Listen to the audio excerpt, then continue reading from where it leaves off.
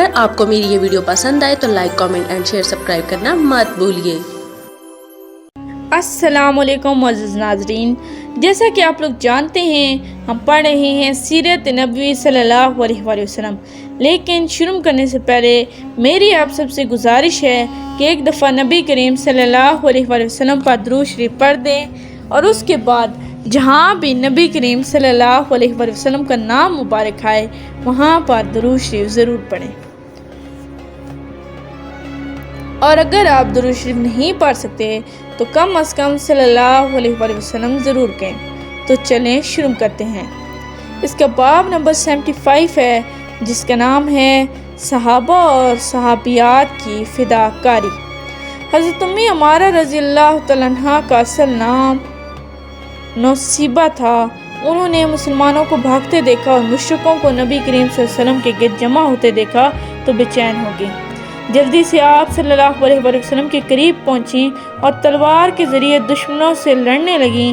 تلوار چلاتے چلاتے جب زخمی ہو گئی تو تیر کمان سنبھال لی اور مشرکوں پر تیر چلانے لگی۔ ایسے میں انہوں نے ابن کمیہ مشرک کو آتے دیکھا، وہ یہ کہتا ہوا چلا آ رہا تھا، مجھے بتاؤ محمد کہاں ہے؟ اگر آج وہ بچ گئے تو سمجھو میں نہیں بچا۔ یہ کہنے سے اس کا مقصد یہ تھا کہ یا آج وہ رہیں گے یا میں رہوں گا۔ جب وہ قریب آیا تو حضرت ام عمارہ رضی اللہ تعالیٰ عنہ اور مصعب بن عمیر رضی اللہ تعالیٰ عنہ نے اس کا راستہ روکا۔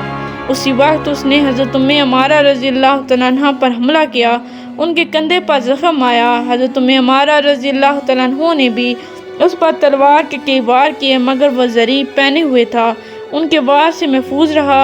ان کی کوشش کو دیکھ کر حضور نبی کریم صلی اللہ علیہ وسلم نے ارشاد فرمایا، اللہ تمہارے گھرانے میں برکت عطا فرمائے۔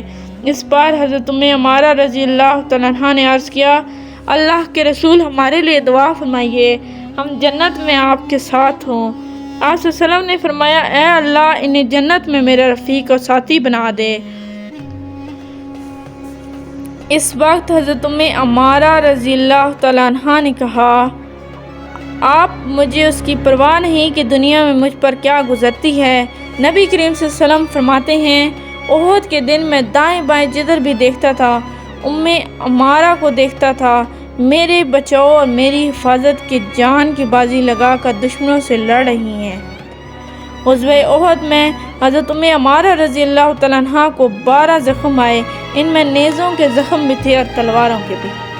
اس روز ابو دجانہ رضی اللہ تعالیٰ عنہ نے بھی اپنے جسم کو نبی کریم صلی اللہ علیہ وسلم کے لیے ڈھال بنا لیا تھا، جو تیر آتا وہ اس کو اپنی کمر پر روکتے، یعنی انہوں نے اپنا منہ حضور نبی کریم صلی اللہ علیہ وسلم کی طرف کا رکھا تھا، اس لیے وہ تمام تیر اپنی کمر پر لے رہے تھے تاکہ آپ صلی اللہ علیہ وآلہ وسلم محفوظ رہیں۔ اس طرح ان کی کمر پر بہت سے تیر پیوست ہو گئے۔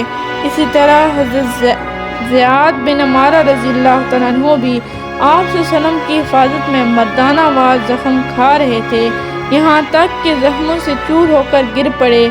آپ صلی اللہ علیہ وآلہ وسلم نے ارشاد فرمایا، انہیں میرے قریب لاؤ۔ ان کی خوش قسمتی دیکھیے کہ انہیں آپ صلی اللہ علیہ وسلم کے قریب لایا گیا۔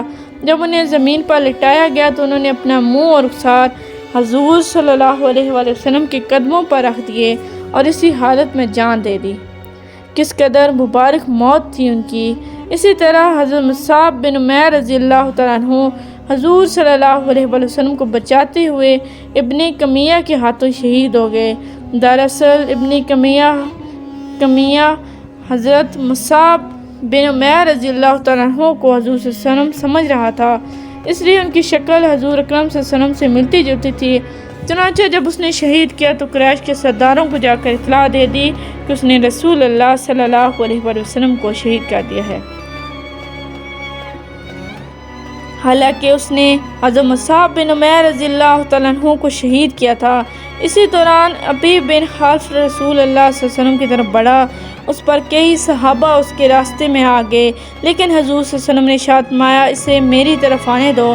پھر آپ صلی اللہ علیہ وسلم یہ کہتے ہوئے اس کی طرف بڑھے، اے جھوٹے کہاں بھاگتا ہے؟ پھر حضور صلی اللہ علیہ وسلم نے اپنے ایک صحابہ کے ہاتھ سے ایک نیزہ لیا اور نیزے کی نوک ابی بن خلف کی گردن پر بہت ہی آہستہ سے چبو دی، مطلب یہ کہ نیزہ اس قدر آہستہ چبویا کہ اس سے خون بھی نہیں نکلا، مگر اس ہلکی سی خراش سے ہی وہ بری طرح چیختا ہوا وہاں سے بھاگا۔ وہ کہہ رہا تھا، خدا کی قسم، محمد نے مجھے مار ڈالا۔ مشرکوں نے اسے روکنے کی کوشش کی اور کہا، تو بہت چھوٹے دل کا نکلا، تیری عقل جاتی رہی، اپنے پہلو میں تیر لیے پھرتا ہے، تیر اندازی کرتا ہے، اور تجھے کوئی زخم بھی نہیں آیا، لیکن چیخ کتنا رہا ہے۔ ایک معمولی سی خراش، ایسی خراش پر تو ہم اف بھی نہیں کرتے۔ اس پر ابی بن خلف نے دست سکراتے ہوئے کہا، لات اور عزا کی قسم، اس وقت مجھے جس قدر شدید تکلیف ہو رہی ہے، اگر وہ ذی المجاز کے میلے میں سارے آدمیوں پر بھی تقسیم کر دی جائے تو سب کے سب مار جائیں۔ بات دراصل یہ تھی کہ مکہ میں ابی بن خلف نبی کریم صلی اللہ علیہ وسلم سے کہا کرتا تھا، اے محمد، میرے پاس ایک بہترین گھوڑا ہے، میں اسے روزانہ 12 مرتبہ چارہ کھلا کر موٹا کر رہا ہوں، اس پر سوار ہو کر میں تمہیں قتل کروں گا۔ اس کی بکواس سن کر حضور صلی اللہ علیہ وآلہ وسلم پر فرماتے تھے، انشاءاللہ میں خود تجھے قتل کروں گا۔ اب جب آپ صلی اللہ علیہ وآلہ وسلم کے ہاتھوں خراش پہنچی تو اس کے ناقابل برداشت تکلیف نے اسے چیخنے پر مجبور کر دیا۔ وہ بار بار لوٹ پوٹ ہو رہا تھا اور کسی ذبیح کیے ہوئے بیل کی طرح زکرا رہا تھا۔ اس کی تکلیف کو دیکھتے ہوئے اس کے کچھ ساتھی اسے ساتھ لے کر مدینہ کی طرف روانہ ہوئے، لیکن اس نے راستے ہی میں دم توڑ لیا۔ ایک حدیث میں آتا ہے کہ جو شخص جس نبی نے قتل کیا ہو یا جس نبی کے حکم سے قتل کیا گیا ہو، اسے اس کے قتل کے وقت سے قیامت کے دن تک عذاب دیا جاتا رہے گا۔ ایک اور حدیث کے الفاظ یہ ہیں کہ سب سے زیادہ سخت عذاب اسے ہوتا ہے جسے نبی نے خود قتل کیا ہو۔ احد کی لڑائی شروع ہونے سے پہلے ایک فتنہ باز کافر ابو عامر نے جگہ جگہ گڑھے کھود دیے تھے تاکہ مسلمان بے خبری میں ان میں گر جائیں اور نقصان اٹھاتے رہیں۔ یہ شخص حضرت حنظلہ رضی اللہ تعالیٰ عنہ کا باپ تھا، اور حضرت حنظلہ رضی اللہ تعالیٰ عنہ وہ ہیں جنہیں فرشتوں نے غسل دیا تھا۔ لڑائی جاری تھی کہ حضور اکرم صلی اللہ علیہ وسلم ایک گڑھے میں گر گئے۔ حضرت علی رضی اللہ تعالیٰ عنہ نے آپ صلی اللہ علیہ وسلم کو گرتے دیکھا تو انہوں نے آگے بڑھ کر فوراً آپ صلی اللہ علیہ وسلم کو دونوں ہاتھوں پر لے لیا۔ حضرت طلحہ بن عبید رضی اللہ تعالیٰ عنہ نے آپ صلی اللہ علیہ وسلم کو اوپر اٹھا کر باہر نکالا۔ آپ صلی اللہ علیہ وسلم جب گڑھے میں گرے تو ابن کمیہ نے آپ صلی اللہ علیہ وسلم پر پتھر برسائے اور ان میں سے ایک پتھر آپ صلی اللہ علیہ وسلم کے پہلو میں لگا۔ عتبہ بن ابی وقاص نے بھی آپ صلی اللہ علیہ وسلم کو پتھر مارا، اس کا پھینکا ہوا پتھر آپ صلی اللہ علیہ وسلم کے چہرے انور پر لگا۔ حضور اکرم صلی اللہ علیہ وسلم کا چہرہ انور لہو لہان ہو گیا اور نچلا ہونٹ پھٹ گیا۔ حضرت عتب رضی اللہ تعالیٰ عنہ کہتے ہیں کہ میں نے جب عتبہ کو حضور صلی اللہ علیہ وسلم پر پتھر پھینکتے دیکھا تو اس کی طرف لپکا، میں نے اس کا تعاقب کیا اور آخر اسے جا لیا۔ میں نے فوراً ہی اس پر تلوار کا وار کیا، اس بار سے اس کی گردن کٹ کر دور جا گری۔ میں نے فوراً اس کی تلوار اور گھوڑے پر قبضہ کیا اور حضور نبی کریم صلی اللہ علیہ وسلم کی خدمت میں حاضر ہو گیا، آپ کو عتبہ کے قتل کی خبر سنائی۔ آپ صلی اللہ علیہ وسلم نے ارشاد فرمایا، اللہ تم سے راضی ہو گیا، اللہ تم سے راضی ہو گیا۔ اس حملے میں حضور اکرم صلی اللہ علیہ وسلم خود لوہے کی ٹوپی بھی ٹوٹا، چہرہ مبارک بھی زخمی ہوا، اور ابن کمیہ کے حملے سے دونوں رخسار بھی زخمی ہوئے تھے۔ خود کی 2 کڑیاں آپ صلی اللہ علیہ وسلم کے رخسار مبارک میں گر گئی تھی۔ آپ صلی اللہ علیہ وسلم نے ابن کمیہ کو بددعا دی، اللہ تجھے ذلیل کر دے اور برباد کر دے۔ اب تک کے لیے اتنا ہی، ملتے ہیں اگلے باب میں، تب تک کے لیے اللہ حافظ۔